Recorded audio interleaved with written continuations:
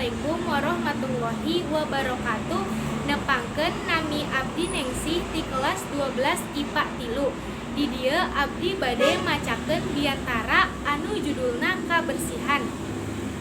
Langkung ti payun urang panjatkeun puji sinareng syukur ka Ilahi Robbi kalayan hidayah sareng inayahna urang sadaya tiasa kepal dina ieu tempat kalawan dina kaayaan sehat wal afiat. Rerencangan anu ku simkuring dipikah hormat dina ieu waktos simkuring bade nerangkeun kumaha pentingna hirup sehat kanggo urang sadayana. Janten urang kedah atawa wajib ngajaga lingkungan sareng awak nyalira pikeun urang sadaya tiasa ngajaga tina sagala penyakit. Kumargi kitu urang kedah ningkatkeun pola hirup sehat kanggo kapayuna di kawitan ti ayeuna. Dina salah sahiji hadis diterangkeun, an-nadofatu minal iman, nu hartosna kabersihan teh sabagian tina iman. Tina hadis eta urang tangtu tos ngartos maksud sareng tujuanana. Nyaeta urang teh umat muslim anu ngagaduhan iman dina jero hate urang.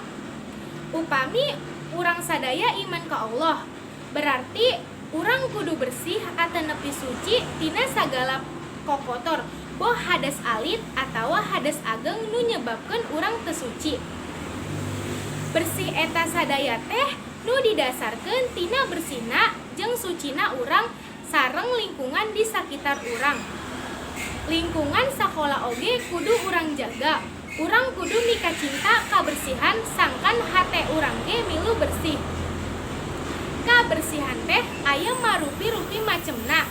Nyaeta aya bersih hate, bersih jiwa, bersih raga, sareng bersih rohani. Tah, urang kudu janten jalmi anu kaasup kana jalma anu bersih sadayana.